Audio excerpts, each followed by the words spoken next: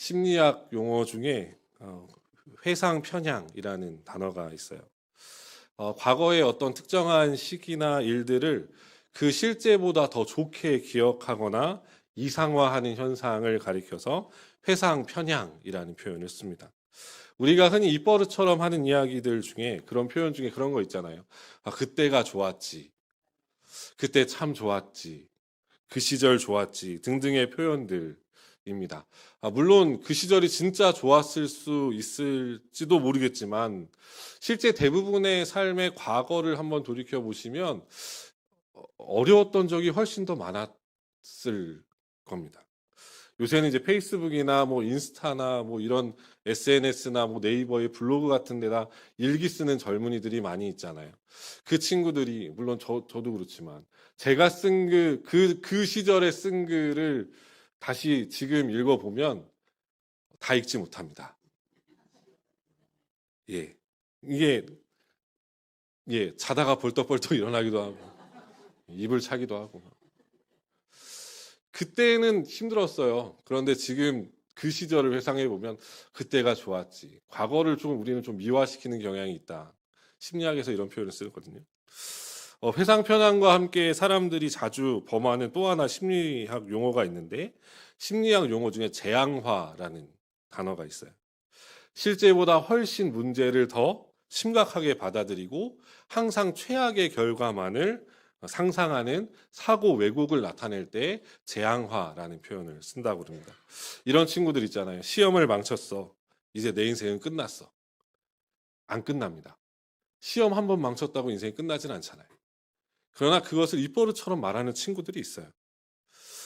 습관적으로 이렇게 말씀하시는 분들도 많이 있습니다. 큰일 났다.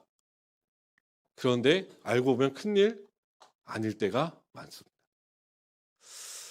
가려던 카페나 음식점이 갑자기 휴일이라 문이 닫혀 있으면 망했어 라고 표현하시는 분들도 계시죠. 안 망합니다. 다른 곳 가시면 되죠. 우리가 모르는 사이에 우리도 모르는 사이에 우리는 이러한 표현들로서 우리가 접하는 사건보다 그 사건을 훨씬 더 심각하거나 더 크게 여길 때가 많다는 거예요. 우리가 읽은 본문에서도 이 등장하는 제자들도 이런 재앙화의 모습을 보여줍니다. 어쩌면 이 모습이 오늘 저와 여러분의 모습은 아닐지 한번 잘 생각해 보셨으면 좋겠어요. 우리가 잘 아는 본문인데요. 앞서 오병이어의 기적을 보여주셨던 예수님께서 이제 갈릴리 호수의 데가볼리 지방에서 예수님께 나온 큰 무리를 가르치십니다. 그 가르침의 무리가 얼마나 큰 은혜를 누렸는지 3일 동안 그들은 예수님의 말씀과 가르침을 들어요. 마태복음에 보면 예수님께서 병자들도 치유해 주셨다라고 되어 있거든요. 사흘이 지났을 때 예수님께서는 그들의 굶주림을 해결하고자 하셨습니다. 그때 제자들이 예수님께 이렇게 대답해요. 오늘 본문 4절인데 제자들이 대답하되 이 광야 어디서 떡을 얻어 이 사람들로 배부르게 할 수 있으리까? 라고 제자들이 예수님께 반문합니다. 4절을 잘 보시면 지금 제자들이 예수님께 자신들이 지금 어디에 있다라고 얘기하냐면 광야에 있다라고 얘기를 해요. 그런데 오늘 본문의 이야기가 실제 광야에서 벌어진 일인가? 오늘 본문의 이 이야기가 실제 광야 한가운데서 벌어진 일인가? 그것을 한번 잘 생각해 보세요. 예수님이 사단에게 시험 받으셨던 그 광야와 같은 그런 광야에서 오늘의 기적이 벌어졌을까? 오늘 본문 1절을 보시면 마가의 기록은 이렇게 시작합니다. 그 무렵에로 시작돼요. 그 무렵이 언제를 의미합니까? 앞선 이야기와 사건의 시간적, 공간적인 배경에 큰 차이가 없다예요. 앞선 이야기가 무엇이었을까요? 두로와 시돈 지방에서 수로보니게 여인의 간청을 들으시고 그 딸을 고쳐주신 다음에 예수님이 데가볼리 지방을 통과해서 갈릴리 동편에 이르러서 귀먹고 말 더듬는 사람을 고쳐주신 사건이 그 무렵에 일어난 사건입니다. 그럼 지금 예수님 어디에 계실까요? 이 병행 구절이 마태복음 15장 29절이거든요. 마태복음 15장 29절에서 이 배경을 어떻게 설명하냐면 예수께서 거기서 떠나서 갈릴리 호숫가에 이르러 산에 올라가 거기 앉으시니 라고 되어 있습니다. 그러니까 오늘 본문에 벌어진 이 이야기는 실제 광야에서 일어난 이야기가 아니에요. 갈릴리 동편에 어느 한 작은 산에 올라가셔서 예수님께 나온 무리들을 가르치시고 고쳐주시고 하시던 중에 일어난 사건입니다. 그럼에도 불구하고 제자들은 예수님께서 우리가 이 사람들에게 먹을 것을 주자 했을 때 제자들은 뭐라고 반응하냐면 예수님 이 광야에 먹을 것이 어디 있습니까? 라고 반문해요. 무슨 의미입니까? 제자들의 상식으로는 도저히 이곳에선 먹을 것을 구할 수 없다는 거예요. 어느 작은 산 평지 같은 데서 예수님께서 무리들을 가르치셨겠죠. 풀과 나무가 많지 않았을 수 있습니다. 돌들이 많았을 수 있어요. 음식을 구하기 매우 어려운 환경이었을 수 있습니다. 그 환경을 보고 제자들은 예수님께 무엇이라고 반문하고 있는 거냐면 예수님 이 광야에서 우리가 어떻게 먹을 것을 구할 수 있겠습니까? 예수님께서 말씀하신 먹을 것에 대해서 도무지 해결점이 보이지 않는다는 거예요. 예수님이 지금 하고 계신 얘기가 얼토당토한 얘기라는 거예요. 제자들은 이 문제를 매우 심각하게 받아들였어요. 그들의 환경이 광야처럼 보였어요. 그들에게 닥친 이 문제가 마치 광야 한가운데 서 있는 것처럼 그들에게 큰 문제로 다가왔다는 거예요. 오늘을 사는 저와 여러분도 삶의 이러한 경우들을 자주 접하게 됩니다. 인생에 문제 없는 인생은 없어요. 그런데 그 문제가 너무 커 보일 때가 있습니다. 우리가 그 문제 앞에 섰을 때 너무나 초라하게 여겨질 때가 있어요. 마치 광야 한복판에 서 있는 것처럼 생각되어지거나 느껴지는 경우들이 우리의 인생엔 자주 있습니다. 우리가 광야라고 느끼는 혹은 우리가 광야를 만났다라고 여겨지는 그때의 중요한 특징들이 있어요. 한 가지가 뭐냐면 우리의 환경과 상황이 불가능이라고 말할 때입니다. 우리가 갖고 있는 환경이나 배경이 그 문제에 대해서 우리에게 불가능해 라고 이야기할 때 우리는 광야를 마주한 것처럼 여긴다는 거예요. 가장 대표적인 게 경제적인 문제나 질병의 어려움 같은 거겠죠. 오늘 본문에서 예수님께서는 제자들에게 함께한 지 사흘이나 지난 이 큰 무리를 먹이시겠다라고 말씀합니다. 그때의 제자들은 예수님을 향해서 그 많은 음식을 어디서 구하냐고 되물어요. 그들이 광야에 있다고 이야기합니다. 광야는 어떤 곳입니까? 음식을 구할 수 없는 환경이에요. 음식을 얻거나 찾을 수 있는 환경이 아닙니다. 우리도 마찬가지 우리가 갖고 있는 배경이나 환경이 우리가 처한 문제에 대해서 답을 줄 수 없을 때 우리는 광야를 마주하고 있다라고 느끼게 된다는 거예요. 이 광야가 갖고 있는 두 번째 특징은 뭐냐면 첫 번째와 비슷하긴 한데 우리는 우리 자신의 한계를 마주할 때 광야를 마주했다라고 느끼게 돼요. 첫 번째가 외부적인 요인에서 답을 찾을 수 없다면 두 번째는 내부적인 요인에서 답을 찾을 수 없는 것. 내 자신이 답이 될 수 없을 때. 내가 처한 문제, 내가 갖고 있는 인생의 문제에 내가 답이 되어줄 수 없을 때. 혹은 그 답이 될 만한 요건을 갖추지 못한 존재임을 자각하고 깨달을 때. 우리는 인생의 광야를 겪을 때가 있습니다. 오늘 본문에서 예수님의 제자들은 자신들 중 그 누구도 이 문제를 해결할 수 없다는 것을 알았어요. 그들이 계산해보고 생각해 보았는데 그들은 결코 이 문제에 다 해답이 될 수 없었던 겁니다. 우리 또한 우리 스스로가 문제의 답이 되지 못할 때가 많습니다.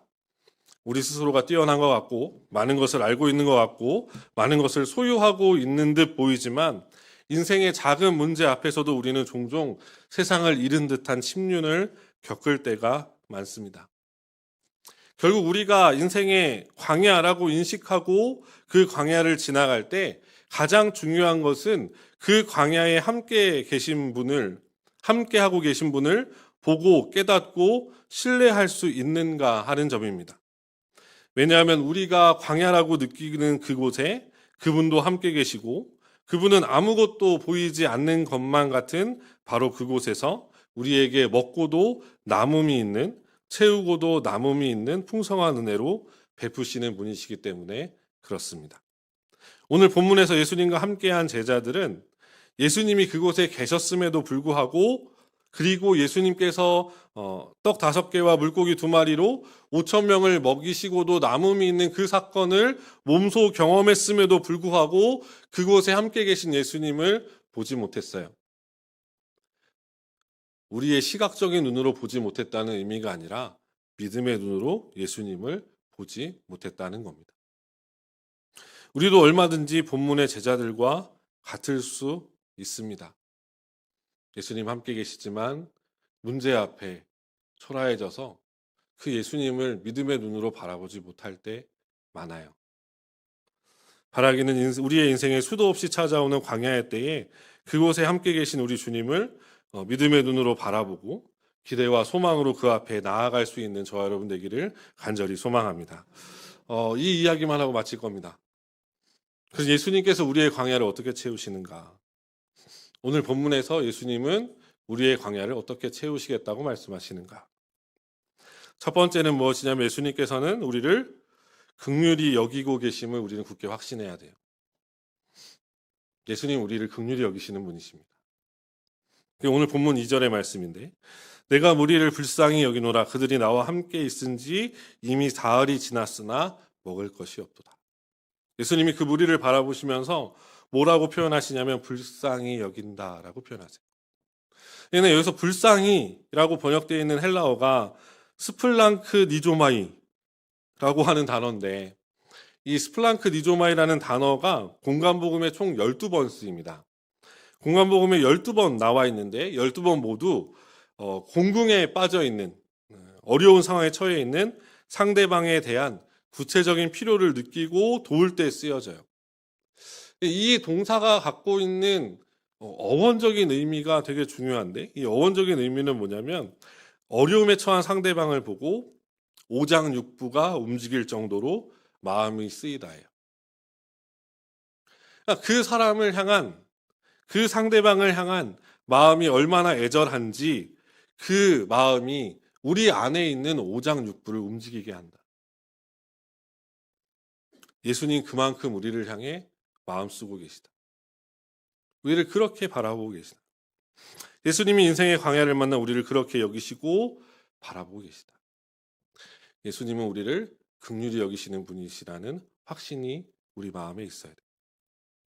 두 번째는 예수님께서 우리를 긍휼히 여기실 뿐만 아니라 우리의 구체적이고 세밀한 부분까지도 살피시는 분이 누구시냐면 예수님이시라는 걸 믿어야 돼요.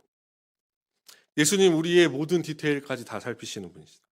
예수님의 긍휼하심이라고 하는 것은 단순한 감정이나 마음으로 그치는 것이 아닙니다. 예수님은 우리의 세밀하고 아주 작은 부분까지 살피시고 또 살피세요. 오늘 본문 3절인데 3절을 보면 만일 내가 그들을 굶겨 집으로 보내면 길에서 기진하리라. 그 중에는 멀리서 온 사람들도 있느니라.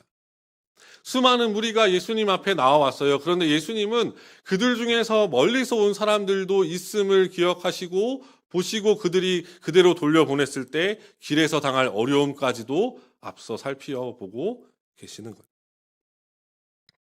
예수님은 참 섬세한 분이십니다. 단순히 예수님의 말씀을 듣고 치유를 받기 위해서 예수님 앞에 나와왔던 이 사람들이었지만 예수님께서는 이들의 상황과 형편에도 관심을 쏟고 세심하게 살펴보고 계신다는 것을 말씀하고 있죠. 누가복음 12장 6절과 7절에서 예수님께서 이렇게 말씀하세요. 참새 5마리가 2아사리온에 팔리는 것이 아니냐. 그러나 하나님 앞에는 그 하나도 잊어버리시는 바 되지 아니하는도다. 너희에게는 심지어 머리털까지도 다 세신 바 되었나니 두려워하지 말라. 너희는 많은 참새보다 더 귀하니라. 우리 주님께서 말씀하세요. 너희는 심지어 머리털까지도 다 세신 바 되었다. 이 자비롭고 긍휼이 풍성하신 주님, 우리의 모든 부분까지도 세밀하게 살피시고 바라보시고 안타까운 마음으로 함께 하고 계시는 그 주님을 향한 온전한 신뢰가 부릴 듯 일어나기를 간절히 소망합니다. 세 번째는 긍휼이 많으시고 우리의 세밀한 부분을 살피시는 주님을 신뢰한다면 이제 우리는 우리의 인생의 광야에서 우리에게 이미 베푸신 은혜를 발견하고 감사해야 돼요. 본문 5절을 보시면 예수님께서 제자들에게 이렇게 물으세요. 예수께서 물으시되 너희에게 떡 몇 개나 있느냐 이르되 7이로소이다 하거늘 이렇게 기록되어져 있습니다. 인생의 광야를 마주할 때 우리는 불가능 혹은 한계를 경험합니다. 그러다 보니 우리는 자꾸 어떤 생각이 들 때가 많냐면 자꾸 우리에게 있는 것이 없다고 느낄 때가 많아요. 아무것도 없다. 아무도 없다. 라고 느낄 때가 많습니다. 그러나 예수님께서 우리의 광야를 채우기 전에 무엇을 물어보시고 무엇을 먼저 확인하십니까? 제자들에게 먼저 무엇을 물어보세요? 너희에게 있는 것을 확인하세요. 너희에게 있는 것. 예수님께서 동일하게 우리에게 물으실 겁니다. 너희에게 있는 것이 무엇이냐 물어보실 거예요. 우리에게 있는 것을 먼저 확인하셔야 돼요. 지금 내게 베푸셨던 하나님의 은혜를 다시 되짚어보고 기억하셔야 됩니다. 지금 나를 있게 한 하나님의 은혜를 기억하셔야 돼요. 아무것도 없는 것 같고 아무도 없는 것 같은 우리의 오늘이라 할지라도 여전히 하나님은 우리의 손에 떡 7개를 쥐어주시는 분이시라는 것을 기억하고 확인하셔야 됩니다. 아무리 작은 것이라도 할지라도 그 은혜를 발견하고 깨닫고 하나님 앞에 감사함으로 나아갈 때 그 7개를 가지고 우리 주님은 4,000명을 먹이고도 남음이 있는 일을 보이시겠다고 말씀하세요. 인생의 광야를 만날 때 지금껏 베푸신 하나님의 은혜를 기억하시고 감사하십시오. 낙심하지 마시고 좌절하지 마시고 지금껏 내게 베푸신 은혜들을 발견하고자 애쓰세요. 하나님 그래도 제게 7개를 쥐어주시니 감사합니다. 하나님이 광야의 때에 하나님을 찾게 하시니 감사합니다. 기도할 수 있게 하시니 감사합니다. 나를 위해 기도하는 자들을 세워주시니 감사합니다. 하나님을 예배할 수 있게 하시니 감사합니다. 무엇보다도 주님 이 광야의 시간 나와 함께 해주시니 감사합니다. 여전히 우리 손에 하나님은 그 7개를 쥐어주세요. 우리 손에 쥐어진 떡 7개를 찾고 또 찾으면 헤아릴 수 없습니다. 그것은 우리의 감사의 제목이 됨과 동시에 우리의 광야를 채워 나가실 거라는 하나님의 분명한 약속과 보증이 됨을 굳게 믿으시기 바랍니다. 사랑하는 성도님들, 우리에게 베푸신 은혜가 이미 너무도 큽니다. 인생의 광야 앞에서 그 은혜들이 작아 보이십니까? 혹은 부족해 보이십니까? 아무것도 안 되어 보이십니까? 아닙니다. 우리 손에 쥐어진 떡 7개, 우리 주님께는 그것만으로도 충분하고도 남습니다. 베푸신 은혜를 기억하며 감사함으로 주께 올려들어 우리의 광야를 채우시는 우리 주님의 놀라운 역사를 경험하게 되시길 주님의 이름으로 축복합니다. 말씀을 정리할게요. 제가 대학교를 군유학하고 공익근무 현역으로 부름받지 못하여 공익근무를 이제 하게 됐는데 공익근무가 아직 맞춰지지 않았는데 옆 동네 교회 목사님의 부름을 받아서 교육전도사 사역을 시작하게 됐습니다. 20년도 더 된 이야기예요. 그 나이 어린 교육전도사가 사역에 대해서 뭘 알겠습니까? 그죠? 주일학교 담당이었는데 교사들은 텃세 부리죠. 설교는 알아듣기 어렵다고 그러죠. 유초등부 애들하고 놀아본 적도 없죠. 제가 그 2년 딱 그 첫 2년 제외하고 지금껏 교육부서는 청소년 청년만 했었는데 우리 교회 와서 제가 또 다시 그렇습니다. 아시다시피 동네 교회가 부서 사역만 하는 게 아니잖아요. 여러 교회의 잡일들. 저희 때는 교회 본당 청소도 다 교육전도사들이 했고 교회차 세차하는 것도 교육전도사들이 했고 교회 여러 잡일들 많이 했거든요. 그 시절에 금요 기도회를 금요철야라고 불렀습니다. 그때는 저까지 교육전도사님이 3분 계셨는데 한 주씩 돌아가면서 찬양 인도를 했어요. 그 이후로 찬양 인도 거의 안 했는데 또 우리 교회 와서 열심히 하고 있습니다. 얼마나 그 어린 나이에 교육전도사의 그 삶이 얼마나 힘들겠어요. 금요철야 때 제가 찬양 인도를 하면 늘 18번 곡처럼 부르던 찬송가가 있었는데 새 찬송가 486장 그 시절에 474장. 이 세상에 근심된 일이 많고, 이 세상에 근심된 일이 많고. 이 찬송가가 3절에 가면 절정에 이릅니다. 이 세상에 죄악된 일이 많고 참 죽을 일 쌓였구나. 내 주 예수 날 건져 주시오니 곧 평안이 시리로다.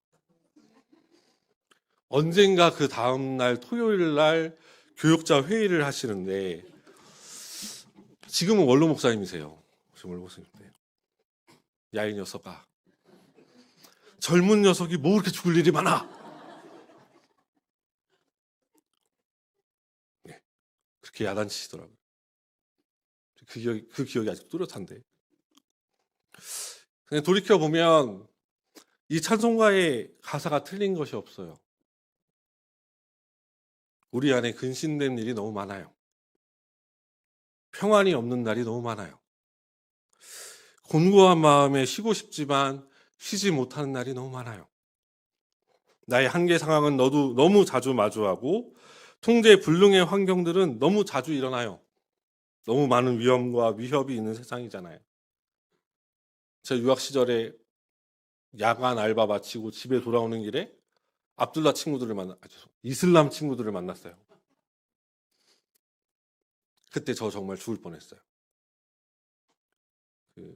이제 이슬람 친구들이 이제 한국 사람이 현찰을 많이 갖고 다니는 걸 알기 때문에 저를 위협하고, 제가 역에서 집까지 15분 걸리는데 5분 만에 뛰어간 것 같아요. 죽을 힘을 다해서.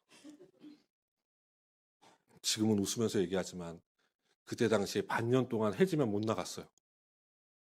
너무 무서워서, 너무 두려워서. 우리가 마주하고 싶지 않은 현실과 마주할 때가 너무 많아요. 우리는 너무 우리 인생의 광야를 마주하고 맞닥뜨립니다. 그러나 사랑하는 성도님들, 광야 같은 우리의 인생의 척박한 그곳에서도 우리 주님이 함께 하고 계심을 마음에 새기시기를 소망합니다. 그 주님은 우리를 긍휼히 여기시고요, 우리를 세밀하게 살피시고 우리의 필요를 채우시고자 주도적으로 그 사랑과 은혜를 부어주고 계십니다. 그러니 내게 이미 베푸신 은혜에 감사하시고 겸손히 엎드려 주님의 은혜를 구하시고 바라보십시오. 우리의 한계 상황이 예수님의 한계 상황을 의미하지 않습니다.